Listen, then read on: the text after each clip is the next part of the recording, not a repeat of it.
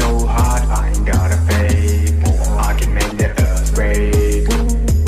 Beat is so hot, I ain't got a fake. I can make the earth break. Beat is so hot, I ain't got a fake. I can make... नमस्कार दोस्तों, आ गए हैं हम अपने नए videos के साथ में। जैसा कि हम सभी को पता है कि लॉकडाउन चल रहा है, तो इसके काफ़ी इफ़ेक्ट्स भी हैं और साइड इफ़ेक्ट्स भी हैं। कुछ अच्छा भी है, कुछ बुरा भी है। तो लॉकडाउन के इस समय में मैंने कुछ पंक्तियाँ लिखी हैं जो मैं आपको सुनाना चाहता हूँ। घनघोर भंवर है कठिन डगर, तू मत डरना ए प्राणी। तू लड़ मत डर है कठिन डगर, तू चिंता मत कर ए प्राणी। पथ तेरा है वह मेरा है, आगे घनघोर अंधेरा है। सब मिलके साथ में आएंगे, इस अंधेरे को दूर भगाएंगे। तो दोस्तों, इन पंक्तियों के माध्यम से मैं यही कहना चाहता हूँ कि आने वाले दिन काफ़ी कठिनाईपूर्ण है, तो हमें एक दूसरे का साथ देना होगा, मिलजुल के रहना होगा और इस कठिनाई को दूर भगाना होगा। और दूसरा है, तू लड़ मत डर है कठिन डगर, तो हमें सामना करना होगा, डरना नहीं होगा। डरेंगे तो हिम्मत कम होगा, हार जाएंगे, टूट जाएंगे। तो डरना नहीं है, हमें मिलकर एक दूसरे का साथ देना चाहिए। कल मैं फेसबुक में कुमार विश्वास जी के कुछ वीडियोस देख रहा था, तो वो बता रहे थे कि 1947 और देश आज़ादी के टाइम पे लोगों ने कितना बलिदान दिया, सब कुछ। मैं उनसे सहमत हूँ, लेकिन एक जगह पे जाके मुझे एक ठेस लगी कि वो उन्होंने उस समय की तुलना आज के समय से कर रहे हैं, जो कि सही नहीं है। ये मेरा अपना मानना है। सबके अपने अपने विचार हैं, विचारधाराएं हैं, लेकिन मुझे ये लगा कि बदलाव तो संसार का नियम है। जैसा कि हम बचपन से सुनते आ रहे हैं और पढ़ते भी आ रहे हैं कि बदलाव ही संसार का नियम है। तो वो समय, आज का समय, दोनों में काफ़ी सारा अंतर है। वो कह रहे थे कि हम जलियांवाला बाग नहीं भुला सकते। सत्य है, हम नहीं भुला सकते। झांसी की रानी, सुभाष चंद्र बोस, चंद्रशेखर आज़ाद, भगत सिंह, महात्मा गांधी, इनके बलिदान को हम नहीं भुला सकते हैं। किंतु हमें ये भी स्वीकार करना होगा कि समय बदल गया है। वो समय अलग था, वहाँ पे आपको सबका साथ मिलता था और मुद्दा क्या था? देश की आज़ादी। आज सबके अलग अलग मुद्दे हैं, तो वो समय से आज की तुलना नहीं की जा सकती है कि हम देशभक्ति सर्वोपरि। मैं मानता हूँ इस चीज़ को कि देशभक्ति बहुत ज़रूरी है, लेकिन उस समय में सिर्फ अंग्रेज़ों से लड़ना होता था और आज के समय में अंग्रेज़ तो चले गए हैं, पर उनकी जो सोच है वो आज भी जिंदा है। रूपरेखा बदल गई है। कैसे? मैं आपको बताता हूँ। जो लॉकडाउन का जो सिचुएशन है, इसमें हम तो घर में बैठ गए हैं। स्कूल का क्या? स्कूल फ़ी जो डिमांड करेगा, उसके बाद में हेल्थ, डॉक्टर्स तो अपनी फ़ीस नहीं छोड़ देंगे। इंटरनेट, वो तो अपने फ़ी चार्ज करेंगे। फ़ोन सर्विसेज, वो अपने फ़ी चार्ज करेंगे। घर है हमारा जो कि EMI पे चलता है। काफ़ी लोगों ने होम लोन लेके ही घर खरीदा होगा, तो उसकी EMI का क्या? जिन्होंने नहीं खरीदा है वो किराए के मकान में रहते हैं, तो उन मकान मालिकों का क्या? तो वही उनका वीडियो मैंने देखा, तो उनको मैंने रिप्लाई किया कि कुमार विश्वास जी, आपकी मैं सम्मान करता हूँ, मैं कुछ नहीं कह रहा हूँ, लेकिन उस समय से आज की तुलना आप कैसे कर सकते हैं? हो सकता है कि आपका खुद का मकान हो, या आपका पैतृक मकान हो, या आपने कैश से खरीदा हो। आज आपके ऊपर में कोई लाइबिलिटीज़ नहीं है, लेकिन इस भारतवर्ष में 130 करोड़ आबादी है। जैसा कि हमारे प्रधानमंत्री जी बोलते हैं, 130 करोड़ आबादी वाला देश है। इसमें से कितनों का घर बिना बैंक लोन के है? आज के इस समय में प्रधानमंत्री जी खुद कहते हैं कि आवास योजना, मैं घर के लिए लोन दे रहा हूँ। तो उनको पता नहीं है कि कितने लोग जो घर खरीदते हैं आज के समय में वो बैंक लोन लेके खरीदते हैं। तो आज़ादी के समय से तुलना करना संभव लगता है? आगे अंग्रेज पीटते थे, मारते थे, तो सहयोग में लोग आते थे। आज बैंक और हमारे मकान मालिक, अगर हम किराएदार हैं तो मकान मालिक, वो क्या समझेंगे? आप बताएं हमें। तो तुलना की जा सकती है उस समय से। आज अंग्रेज से भी डेंजरस हो जाएंगे, खतरनाक हो जाएंगे हमारे बैंक। अगर हम बैंक की ईएमआई टाइम पे नहीं देंगे, 1 महीना नहीं देंगे, अगले महीने वो हमको नोटिस भेज देंगे, मकान मालिक हमें घर से निकलने का नोटिस दे देंगे। कौन साथ देगा हमारा? भावना से नहीं चलेगा आज के समय। सुझाव दें तो ऐसा सुझाव दें जो सरकार के भी काम आए, लोगों के हित के लिए हो, ना कि सिर्फ हम बड़बोलापन करते रहें, हमें तो पता ही नहीं है। ये वही बोलें तो अच्छा लगेगा जो ये सफ़र कर रहे हैं। अगर मेरा ईएमआई, उसकी चिंता तो मुझे होगी।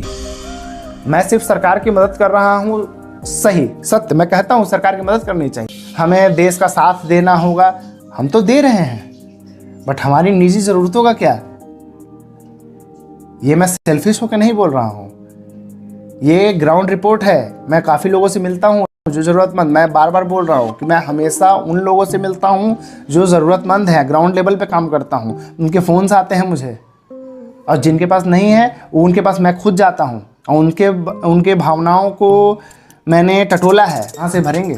नौकरियाँ जा रही हैं, इनकम नहीं है, स्कूल के फ़ोन आएंगे, अभी 21 दिन तक तो बंद कर दिए। क्या स्कूल वाले मानेंगे? आगे होता था रोटी कपड़ा मकान, काफ़ी सारी चीज़ें हैं जो सरकार के नॉलेज में है। ऐसा नहीं है कि सरकार नहीं जानती है। 5 किलो हम गेहूं दे देंगे या 5 किलो चावल दे देंगे और 1 किलो दाल फ्री। हम किसी के घर में 5 आदमी का परिवार होता है, 4 गरीबों की मदद करने की बात करते हैं कि 1000 रुपया दे देंगे। यहाँ भी भेदभाव है। कोई स्टेट कहता है हम 4500 देंगे मजदूरों को, कोई कहता है 1000 देंगे, कोई कहता है 3000 देंगे। क्या है ये?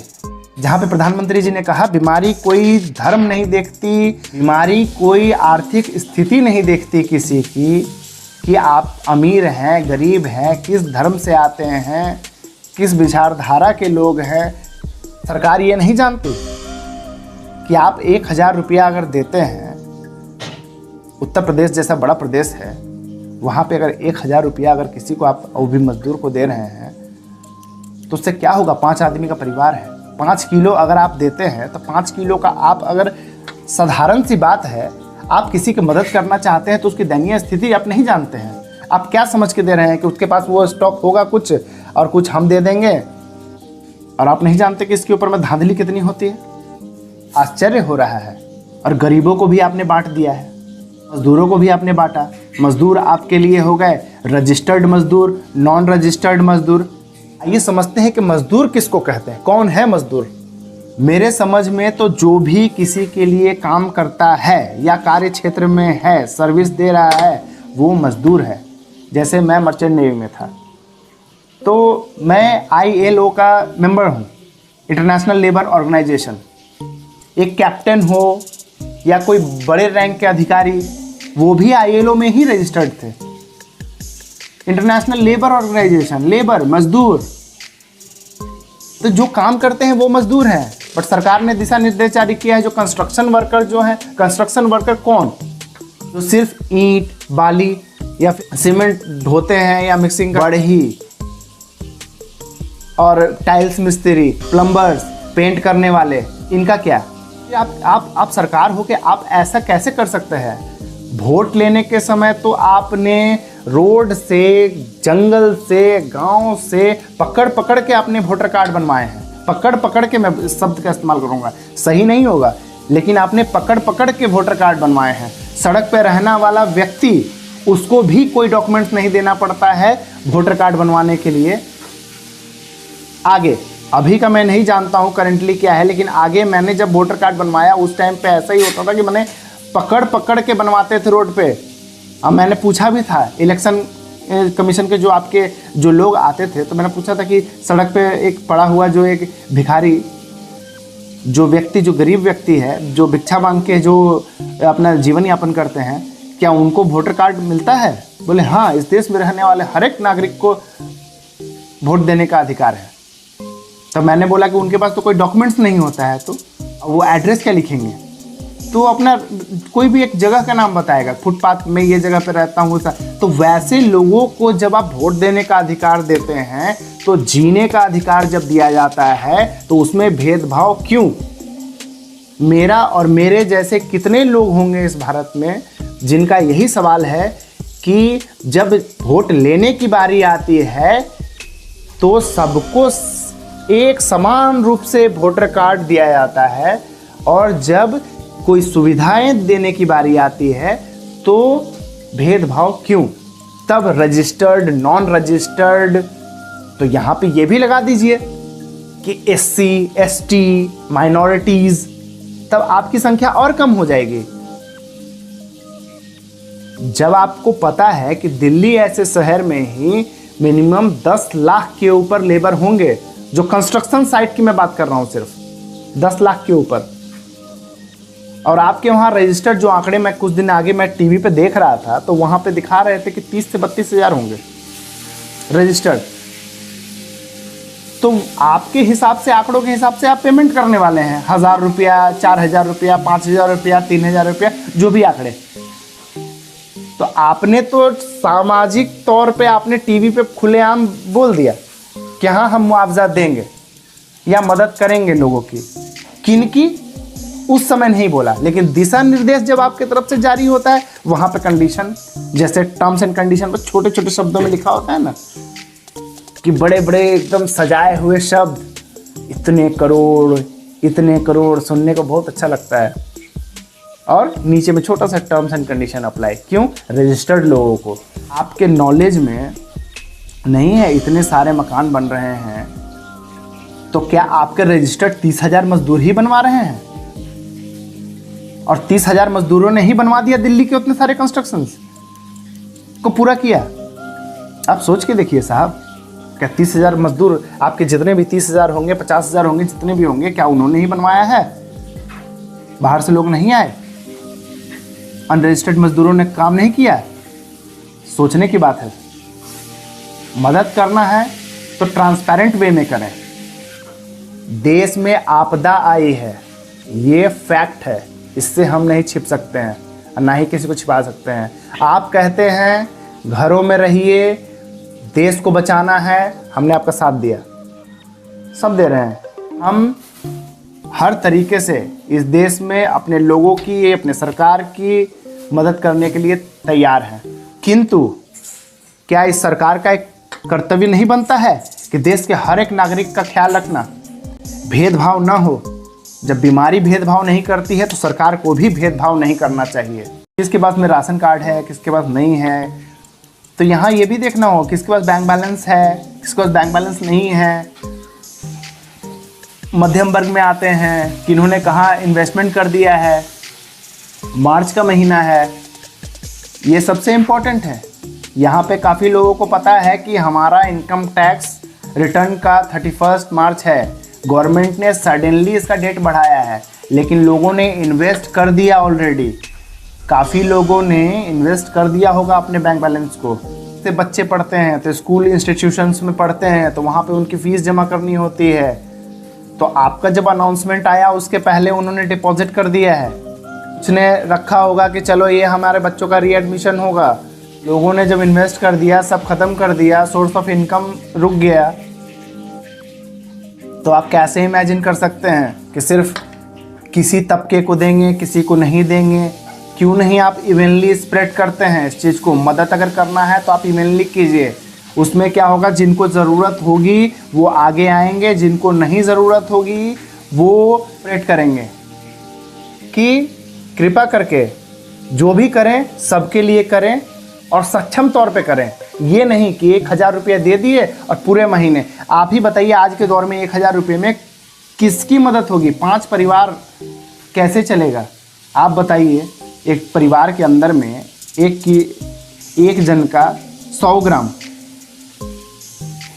कम से कम 100 ग्राम चावल, 4 जन 400 ग्राम, तो आप जोड़ लीजिए कि 5 किलो के अंदर में क्या एक परिवार खा सकता है? ये एक बीमारी, उसकी आपदा है जिसमें आपने सबका हाथ पैर बांध दिया है, तो आपका ये दायित्व बनता है कि अपना खजाना खोलें और खुल के मदद करें। और जब ये आपदा ख़त्म हो जाएगी तब हम अपना दिल खोल के आपका खजाना भरेंगे, हम सब भारतवासी मिलके। तब हम देखेंगे कि हाँ आज मैं बचा हूँ इस सरकार के बदौलत, तो इस सरकार की मदद करनी होगी। हम जो एक्सेस शॉपिंग कर रहे हैं डर के मारे, डर भी वाजिब है। कि हम करें क्या, आगे अगर नहीं मिलेगा, बहुत सारी चिंताएं हैं। बट सरकार हमें एश्योरेंस दे रही है कि नहीं, आपको किसी सामान की कमी नहीं होगी। लेकिन हम क्या कर रहे हैं, एक्सेस शॉपिंग कर रहे हैं। हमारे एक्सेस शॉपिंग के कारण क्या हो रहा है, महंगाई बढ़ रही है और उसका खामियाजा किसको भुगतना पड़ेगा, हमारे निचले स्तर के जो भाई हैं, भाई बहन माताएं, उनको इसका खामियाजा भुगतना पड़ेगा। क्यों, हमें अगर 40 रुपये का चावल 60 रुपये में मिलेगा तब भी हम खरीद पाएंगे, किंतु उनके थाली में से जो 100 ग्राम चावल बनता था उसको उन्हें 50 ग्राम करना पड़ेगा और धीरे धीरे करते करते उनकी थाली खाली हो जाएगी। तो हम डॉक्टर्स के लिए जो थाली बजा रहे थे ना, डॉक्टर्स और हमारे जो मददगार जो लोग हैं उनके लिए जो थाली बजा रहे थे, जो थैंक्स गिविंग के लिए, लास्ट में वो थालियां ही, खाली थालियां जो थी वही थालियां उनका जगह ले लेंगी। तो ऐसा ना करें प्लीज़, मेरा एक रिक्वेस्ट है, एक्सेस शॉपिंग ना करें कि मार्केट डिसबैलेंस हो। इनके बारे में भी सोचें। तो हमारा सोर्स ऑफ इनकम बंद है, कंप्लीटली बंद है। रफ्तार तो मार्केट की सडनली तो बढ़ नहीं जाएगी एकदम रॉकेट के हिसाब से, वो रफ्तार तो उतनी ही रहेगी। फिर वापस अपने व्यवसाय में, अपने काम में आएंगे तो गति उतनी तेज नहीं होगी, धीमी गति से आगे बढ़ेंगे। तो उस टाइम आपके प्रोत्साहन की ज़रूरत होगी और आपके मदद की ज़रूरत होगी, जो हम आपसे आशा करते हैं। तो प्रधानमंत्री जी, आप ऐसा कोई दिशा निर्देश जारी करें जिससे हमें लगे कि नहीं, हमारी सरकार हमारे साथ है। आज इस दुख की घड़ी में हम सरकार का साथ दे रहे हैं, सरकार हमारे साथ में खड़ी है और हमारा साथ दे रही है। देश बहुत कठिन दौर से गुजर रहा है, सबका साथ चाहिए, तभी जाके हम इस कठिनाई से खुद को उभार पाएंगे। फ्रेंड्स, आपने वीडियोज़ में देखा होगा कि जितने भी लोग पुलिस के डंडे का प्रकोप झेल रहे हैं, उनमें से काफ़ी लोग आपने देखा होगा, हाँ, उपद्रवी भी हैं, कुछ मनचले भी हैं, किंतु आपने उन वीडियोस में देखा होगा काफ़ी मैच्योर्ड लोगों को देखा होगा आपने, और जिनकी स्थिति ऐसी नहीं है कि हाई फाई कार से घूम रहे हैं या फिर वो, आपने जिनको भी डंडा खाते देखा होगा सबके पास में झोला था और ओवर फोन। अब आप बोलेंगे कि बाहर नहीं निकल रहे हैं, ओवर फोन कैसे सर्वे हुआ? लोगों से बात करता हूँ, उनसे उनकी तकलीफ़ें जानता हूँ फ़ोन में। मैंने उनको पूछा कि क्या आपका घर परिवार कैसे चल रहा है, आपके तो अभी फ़ोन में प्रेशर हो रहा है लोन के लिए, जो माइक्रो फाइनेंस का जो है। तो कह रहे हैं क्या करें, नहीं भरेंगे तो रात की नींद नहीं आ रही है, सोच रहे हैं कि अगला हफ्ता, ये 2 हफ्ते से तो भरा नहीं, अभी अगला हफ्ता और कहाँ से भरेंगे, 3 गुना 4 गुना 5 गुना हो जाएगा। तो वही लोग हैं फ्रेंड्स जो रोड पे निकल रहे हैं रोज़मर्रा की ज़रूरतों के लिए। क्यों, कुछ बेचेंगे तो पेट भी भरेगा और आने वाले समय में जो भरना है उनको भी पूरा हो जाएगा। कल ही मैं एक वीडियो देख रहा था, पुलिस वाले ने चाय की दुकान को पूरा तोड़ के तहस नहस कर दिया। क्या लगता है, शौक है इसलिए दुकान खोलने गए चाय की, पैसे आएंगे, उनके ऊपर भी कर्ज है, कर्ज के दबाव से खुद को उभारने के लिए लोग ये सब कर रहे हैं। क्या करें, मजबूरी है उनकी भी। अगर घर में रहेंगे तो भी मरेंगे, बाहर निकलेंगे तो भी मरेंगे। मैं ये नहीं कह रहा कि बाहर निकलें, मजबूरी है, नहीं निकलना चाहिए। मैं उनसे भी आग्रह करता हूँ, फ़ोन में बात करता हूँ, मैं भी आग्रह करता हूँ, कृपा करके ना जाएं। क्यों, ये इतनी खतरनाक बीमारी है कि ये बहुत तेज़ी से फैल रही है। अगर ये पूरी बीमारी अगर फैल गई तो कुछ नहीं बचेगा हमारे पास में। जवाब में उनका आता है कि अगर नहीं निकले तो भी कुछ नहीं बचेगा। सत्य है। और मध्यम और भेदभाव ये सिर्फ हमारे यहाँ ही हो सकता है कि SC ST आपका माइनॉरिटीज़ ये वो लगा के। क्यों, ये कौन लगाता है, जब आपको मदद नहीं करना होता है और जब आपको साधु भाव से, जिसको कहते हैं साधु का अर्थ क्या होता है, साधु किसी को 2 आंखों से नहीं देखता है, वो समान भाव से देखता है। 2 आंखों से देखने का मतलब एक इधर है और एक इधर, नहीं, वो समान भाव से देखता है सबको। तो साधु का भाव बाहर में, और हमारे यहाँ पे जब करना है नहीं तो कहेंगे ये जनरल के लिए है तो ये SC के लिए लगा दो, ये ST के लिए लगा दो। मतलब कैसे अपने जो भार है उसको कम किया जाए। अब कम करते करते बहुत कम लाएंगे और उसके बाद में कितना मिलता है दोस्तों वो हम भली भांति जानते हैं। सरकार के डेटाज तो शेयर होते हैं न्यूज़ चैनलों में। आज सरकार ने 1,80,00,000 इनके लिए दिया, ये फंड दिया। आप जाइए जाके पूछिए आस पड़ोस में। मैं तो ये नहीं कहता कि पूरे इंडिया में जाके सर्वे कीजिए, अड़ोस पड़ोस के 10 घर ही सिर्फ आप पूछिए, सत्य का ज्ञान हो जाएगा कि सरकार के जो डेटास जो हम सुनते हैं और हमें जो खुशी मिलती है, वो लोग खुश हो सकते हैं जिनको जानकारी ही नहीं है इस चीज़ की। सरकार जब कहते हैं कि देशभक्ति, अरे वो जनाने और बताने की जरूरत नहीं होती, वो हमारे अंदर में है। कोई भी व्यक्ति जब किसी देश में जन्म लेता है तो उसे उसकी मातृभूमि से प्रेम होता ही है। ये किसी के कहने से कि तुम बोलो कि तुम्हारे देश से तुम्हें प्रेम है, तुम्हारी मातृभूमि से तुम्हें प्यार है, जैसा मनुष्य जन्म लेता है और उसके साथ में उसका जो चमड़ा है उसके साथ ही रहता है और मरते दम तक ये चमड़ा उसके साथ जाता है। और जब चमड़ा खराब हो जाता है तो आदमी अभी क्या करता है, प्लास्टिक सर्जरी कराते हैं, लेकिन उस चमड़े को खराब नहीं होने देते हैं। इन्फेक्शन होता है, उसको ट्रीट करते हैं, उपचार करते हैं, लेकिन छोड़ नहीं देते हैं। तो वैसे ही देशभक्ति है। देशभक्ति हमारे चमड़े की तरह है, ठीक है। तो वो सरकार को हमें समझाने की जरूरत नहीं है। बारंबार हम जब जाते हैं सरकार से प्रश्न पूछते हैं कि प्रधानमंत्री जी गरीबों की मदद कैसे होगी, उनकी जीवन तो अभी खतरे में है उनकी, तो प्रधानमंत्री जी कहते हैं आप जाके मदद करें। अभी हम हाल ही की घटना बता देते हैं। हमारे मित्र हैं, वो गए थे पूरा झोला भर के प्रधानमंत्री जी की बातें सुन के कि जाके हम जरूरतमंदों को जाके हम सामान वितरण करेंगे। पुलिस ने उनको 5 डंडे मारे उनके कमर में, सीधे घर आए, सारा राशन लेके घर में बैठ गए। आधा तो गिर गया रोड पे, कोई सुना नहीं।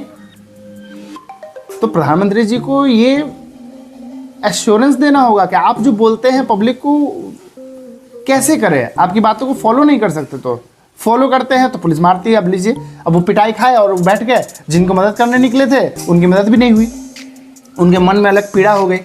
जैसा मैं बोल रहा था कि यूके गवर्नमेंट ने होम लोन के ऊपर में 3 महीने की छूट दी है। 3 महीने आपको भरने की ज़रूरत नहीं है कोई भी होम लोन। बैंकों को दिशा निर्देश जारी किया गया है, काफ़ी बढ़िया कदम है। 80% तक की सैलरी ब्रिटिश गवर्नमेंट बेयर करेगी। काफ़ी अच्छा कदम है। क्यों? व्यवसायियों को भी तो मदद की ज़रूरत होती है। आप सिर्फ कहेंगे कि व्यवसायी लोग अपने एम्प्लॉयज़ की सैलरी ना काटें, बोलने से हो गया? कहाँ से देंगे? हम आपसे राय मांग रहे हैं, आप हमको राय दे रहे हैं कि हम अपने एम्प्लॉयज़ की सैलरी ना काटें, तो कहाँ से दें? बहुत सारे छोटे छोटे उद्योग हैं, उनका क्या? उनके अंदर में तो 5-10 एम्प्लॉय खटते हैं। अब उनकी सैलरी का क्या है? उनके पास तो खुद की इतनी लाइबिलिटीज हैं, लोन है, टर्म लोन है, उनके पास में सीसी चलता है। रेट ऑफ इंटरेस्ट भी तो देखिए, 12%, 14% प्लस आपके जो चार्जेस। आपने ही तो बोला है ना प्रधानमंत्री जी कि आप मदद करते हैं। पूरा बताएंगे तो वीडियो तो बहुत ज़्यादा लंबा हो जाएगा। यहीं मैं अपना वीडियो समाप्त करता हूं। मिलेंगे अपने नए वीडियोस के साथ। तब तक के लिए आप अपना ख्याल रखें, अपने बच्चों का ख्याल रखें और बाहर ना निकले। और सरकार हमारी पूरी मदद करेगी, मुझे पूरा भरोसा है इसके ऊपर। ठीक है, नमस्कार फ्रेंड्स।